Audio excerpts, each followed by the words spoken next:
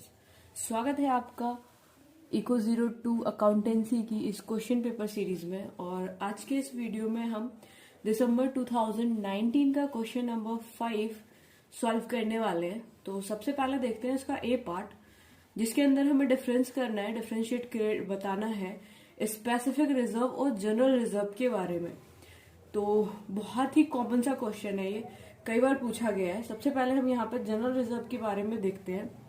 General reserve क्या होता है? When reserve is not created for any specific purpose and reserved purpose is known as general reserve. यानी जब भी हमारा जो रिजर्व हम क्रिएट करते हैं वो किसी भी स्पेसिफिक या फिर किसी रिजर्व पर्पस के लिए नहीं किया जाता है, तो उसको हम जनरल रिजर्व कहते हैं। या फिर general reserve is created for some future contingencies and established financial position of the business concern. यानी कि या फिर जनरल रिजर्व जो क्रिएट किया जाता है वो कुछ फ्यूचर कंटिजेंसीज के लिए क्रिएट किया जाता है। यानी कुछ फ्यूचर में ऐसा इवेंट हैपनिंग कुछ भी हो जाए, अनफॉर्चुनेटली कुछ हो जाए, तो उस जनरल रिजर्व को हम यूज कर सके। It is utilise to meet any unknown liabilities, यानी कुछ ऐसी लाइबिलिटीज जिसके बारे में हमें पता नहीं है, लेकिन वो अचानक अगर कोई लाइबिलिटी हमारे ऊपर हो जाती है तो उस जनरल रिजर्व को हम भर सके, और जनरल रिजर्व के थ्रू लाइबिलिटीज को भर सके, इसलिए हम जनरल रिजर्व को करके रखते हैं। It can be utilised for paying dividend. Of course dividend को अगर हमें पे करना है, हमारे पास बैलेंस नहीं बचा हुआ, तो यहाँ पे हम जनरल रिजर्व का यूज कर सकते हैं। ठीक है, नेक्स्ट है हमारे पास स्पेसिफिक रिजर्व। तो इसके अंदर देखते हैं, सबसे पहला पॉइंट है यहाँ पे when reserve is created for some specific purpose and reserve purpose is known as specific reserve. यानी स्पेसिफिक रिजर्व किसी एक स्पेशल पर्पस के लिए रिजर्व करते हैं तो उसको हम स्पेसिफिक रिजर्व कहते हैं।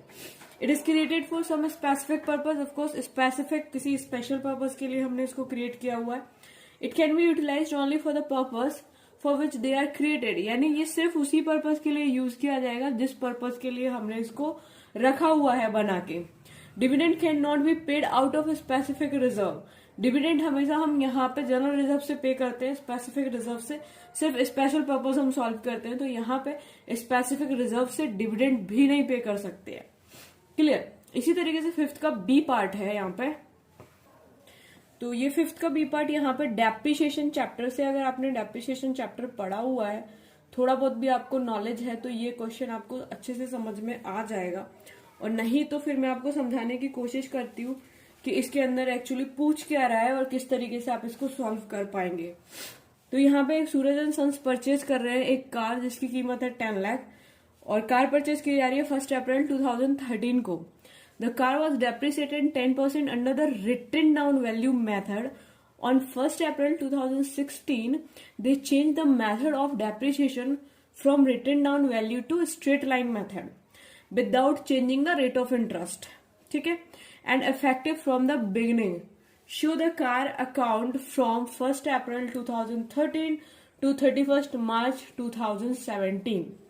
अब क्वेश्चन के अंदर क्या कह रहा है? सिंपल सा, एक 10 लाख की कार खरीदी है जिसमें 10% का डेप्रिसिएशन है, लेकिन डेप्रिसिएशन ये स्टार्टिंग से 2013 से तो रिटन डाउन वैल्यू से लगा रहा है, लेकिन बाद में इसने क्या किया, 2016 में आके उस मेथड को चेंज कर लिया। डेप्रिसिएशन निकालने के दो मेथड हमें पढ़ने हैं, रिटन डाउन वैल्यू मेथड और स्ट्रेट लाइन। तो पहले ये रिटन डाउन से लगा रहा था, फिर इसने स्ट्रेट लाइन को चेंज करना सही समझा और इसने चेंज कर लिया है। अब सबसे पहले हमें ये जानना जरूरी है कि रिटन डाउन और स्ट्रेट लाइन मेथड होता क्या है। तो रिटन डाउन वैल्यू मेथड का मतलब है यहाँ पे कि हम जो भी डेप्रिसिएशन लगा रहे हैं, जो उसकी वैल्यू रिड्यूस हो रही है, उस रिड्यूसिंग वैल्यू पे लगा रहे हैं। जैसे सपोज करो 10 लाख पे 10% हमने डेप्रिसिएशन निकाला तो आया 1 लाख। अब 1 लाख, एक साल आपने जो भी कार यूज की है 1 लाख उसकी कीमत घट गई है, तो अब कितने की बची है? वो 90 लाख की। ठीक है, सॉरी 9 लाख की। तो 9 लाख की जो कार बची है हमारे पास, उस पे हम फिर से डेप्रिसिएशन लगाएंगे 10%। ठीक है, 10 लाख की कार थी, 10 लाख में से हमने 10% डेप्रिसिएशन यानी 1 लाख रुपए निकाल लिए, तो अब कार की कीमत बची है 9 लाख। अब 9 लाख पे हम अगले साल डेप्रिसिएशन लगाएंगे 2014 में, तो 9 लाख पे फिर से हम निकालेंगे कितना? 10%। तो 9 लाख का 10% हमने निकाल लिया तो वो हो गया 90,000। फिर उसको माइनस कर देंगे तो बचा 8,10,000 ये डेप्रिसिएशन। यानी हर बार जो वैल्यू कम हो रही है उस वैल्यू पे लगाना है डेप्रिसिएशन, तो इसको हम रिटन डाउन वैल्यू मेथड कहेंगे। और इसी के अपोजिट अगर जाते हैं स्ट्रेट लाइन पे, तो स्ट्रेट लाइन में क्या है कि हमेशा ओरिजिनल जो उसकी कॉस्ट है उसी पे लगेगा डेप्रिसिएशन।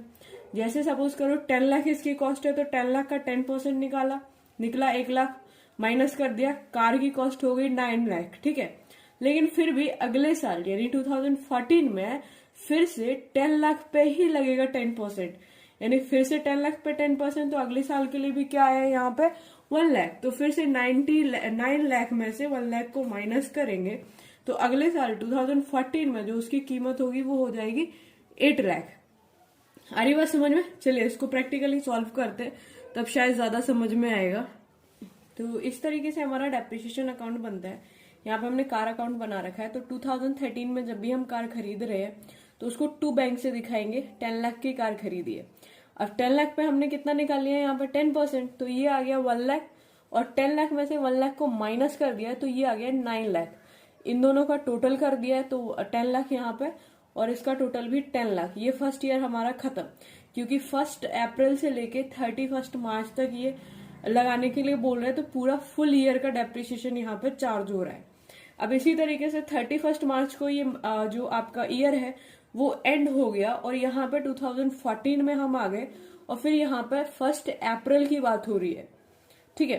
तो 1 अप्रैल में फिर टू बैलेंस बीडी, ये जो आपका कैरेट डाउन था यानी क्लोजिंग बैलेंस था, वो अगले ईयर में आके क्या बन गया यहाँ पे ब्रॉड डाउन, ठीक है।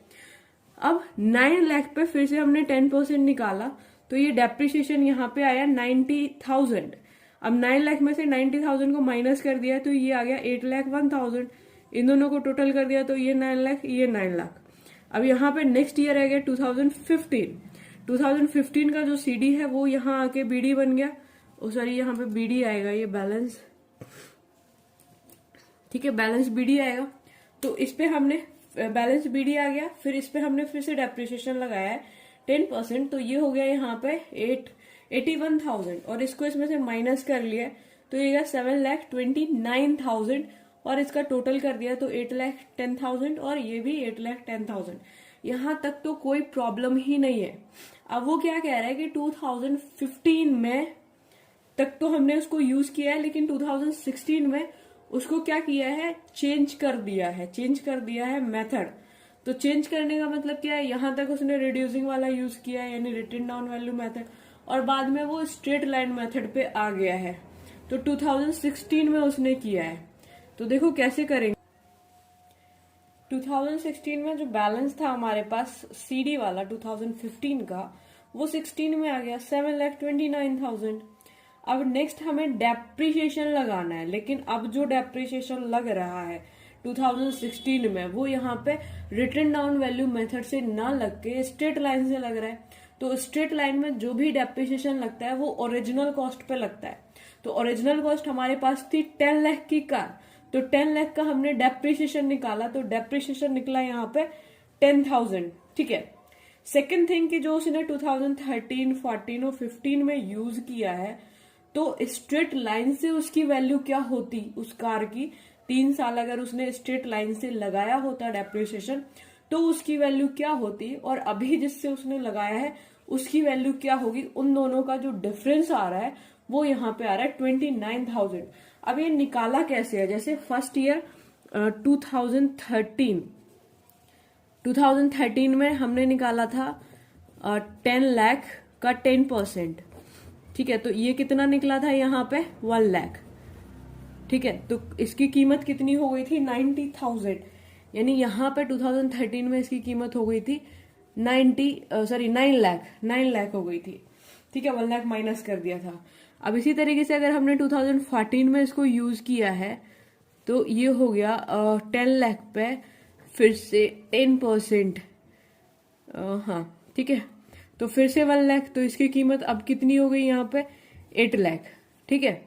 2015 में भी यूज किया है तो वही सेम 1 लाख, और यहाँ पे कीमत क्या हो गई यहाँ पे 7 लाख।